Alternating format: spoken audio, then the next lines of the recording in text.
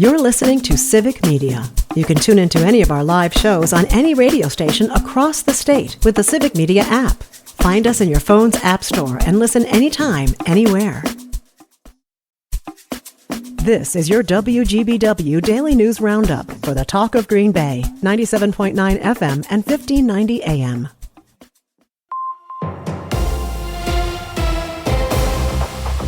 From the 97.9 WGBW Newsroom, I'm Connie Fellman with this local news update. There was no Packers home game at Lambeau yesterday, but the stands were still a buzz of activity. Green Bay honored America's fallen fire heroes with the 9/11 Memorial Stair Climb at Lambeau. 24 years ago, hundreds of heroes climbed the World Trade Center and never returned. Over the weekend, people in Green Bay completed the climb those brave heroes began on September 11th, 2001. Each year, people are invited to Lambeau to climb 110 stories, the height of the Twin Towers. All proceeds go to the National Fallen Firefighters Foundation. A former Green Bay school board member was charged with 2 felonies last week for allegedly getting elected to the board while not being a resident of the district. Kyle Lee resigned last May after a Green Bay Press-Gazette story appeared to provide evidence Lee might not live in the school district then or when he campaigned and won his board seat in spring of 2024. State law requires a school board candidate to be a resident of the school district for at least 28 consecutive days before filing their declaration of candidacy. If you'd like to see Jimmy Kimmel back on the air, now's your chance to have your voice heard. An online petition is circulating criticizing the recent move by ABC to pull Jimmy Kimmel off the air after he made remarks in his monologue regarding the suspect in the Charlie Kirk killing. The petition cites First Amendment protections, saying the right to openly critique and question one's government is a cornerstone of democracy. It goes on to say that the Trump administration censoring Jimmy Kimmel has grave implications for the future of free speech and democracy. The petition is circulating all around social media and posted online at Care2, the petition site.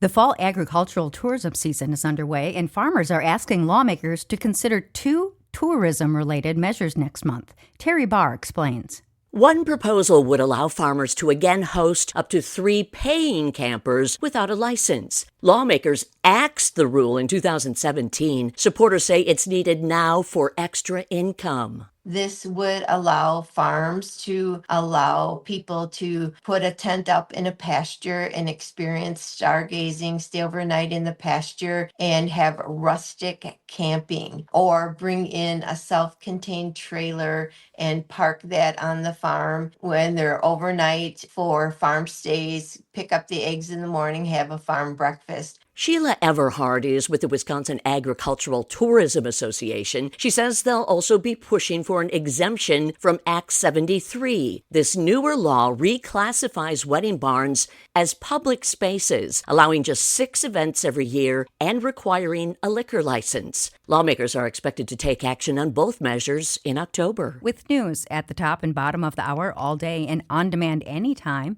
at WGBW.FM, I'm Connie Fellman, 97.9 WGBW News. The Brewers lose on The Late Show. Hi, I'm Mike Clemens with sports. Baseball, the Padres beat the Brewers late last night, 5-4 in 11 innings. Out on the West Coast in San Diego, with the win, the Padres able to secure a spot in the postseason. Brewers manager Pat Murphy asked after the game, what did he think about his guys' effort battling into extra innings, even though they've already won their division? Fantastic. I mean, it was great. It was great. We did so many great things, and I'm proud of our guys for not just showing up and saying, well, we've clinched a bye, we won the division, and showing up and playing as hard as they did. That touched me. I mean, I really thought it was special. I know guys are disappointed we didn't win. I am too.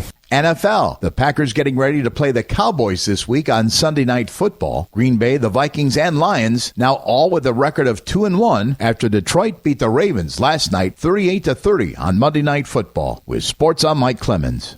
On your entertainment beat, I'm Pete Schwaba. With all the negativity and polarization in the news lately, it appears that TV viewers just want to watch people dance. Dancing with the Stars premiered last Tuesday night and pulled big numbers with almost 6 million viewers. That's a big improvement over last season. There was also a big uptick in the votes cast by viewers, with 21 million total for an increase of 163%. The real reason for the rise in viewership, according to critics, is star power. If you're still watching Disney, check it out on Tuesday nights. Speaking of Disney, if you're upset about Jimmy Kimmel Live being suspended by Disney and ABC, check out Last Week Tonight on HBO. It is an absolutely brilliant show, both funny and informative. Fresh off his Emmy win for Outstanding Scripted Variety Series and Outstanding Writing for a Variety Series, John Oliver went after Nexstar and Sinclair for cozying up to the FCC. During the episode, Oliver, self-deprecating as always, said he fully expects to be deported back to the UK. The Dawson's Creek reunion was missing one of its biggest stars Monday night at a planned event to raise money for cancer. James Vanderbeek was supposed to be part of the read as he was the man of honor. The Varsity Blues star was diagnosed with stage 3 colorectal cancer last November, so Dawson's Creek castmate and friend Michelle Williams put together a table read of the pilot script that included original cast members Katie Holmes and Joshua Jackson. Vanderbeek ended up having to bow out due to stomach pains, but had a pretty heavy hitter as an understudy in Lin-Manuel Miranda of Hamilton fame. If you're a Tom Holland fan, your spidey senses were probably tingling over the weekend. The actor suffered a concussion on the set of Spider-Man Brand New Day. Variety reports that Holland was injured while filming in Glasgow, Scotland for the film that is set to be released next summer. This is the first time Holland has put on the Spidey suit since 2021's Spider-Man No Way Home. I said the word Spidey way too many times. Demon Slayer Infinity Castle has repeated as champ at the box office from last weekend. The film held off newcomer Him, the Jordan Peele-produced thriller that stars Marlon Wayans and Tariq Withers. Him opened with just over 13 million, about 4 million behind repeat champ Demon Slayer, which pulled in 17.5 million in its second week. The Conjuring Last Rites opened at number 3 with just under 13 million in its third week, bringing its total to 151 million. Rounding out the top 5 were Downton Abbey and The Long Walk, which both pulled in 6.3 million. 2 newcomers failed to crack the top 10, and one had major star power in Margot Robbie and Colin Farrell. A Big, Bold, Beautiful Journey couldn't overcome bad reviews and was a box office bomb with $3.5 million at the gate. The Senior, starring Michael Chiklis, had great reviews, but only managed $2.5 million at the box office. For more showbiz fun, tune into Nightlight with me, Pete Schwaba, weeknights from 6 to 8 p.m. on the Civic Media Radio Network. I'm meteorologist Brandon Bormans. Areas of fog through mid-morning, otherwise more clouds than sun. Some lingering instability could lead to a stray shower. High temperatures in the mid to upper 60s. For tonight, mostly cloudy skies, lows in the upper 50s. Partly sunny Wednesday, a high of 70. Currently, it's 59.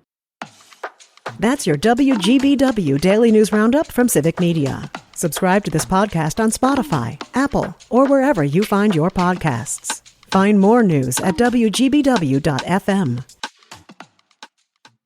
The national news cycle never stops, but it can be hard to find news about your local community. Civic Media is dedicated to providing quality local and state news coverage across Wisconsin. With the Civic Media app, you can get notifications about local stories that matter to you and your community. Find the free Civic Media app in your phone's app store and choose notifications from the menu to tell us what kind of news you want to hear about.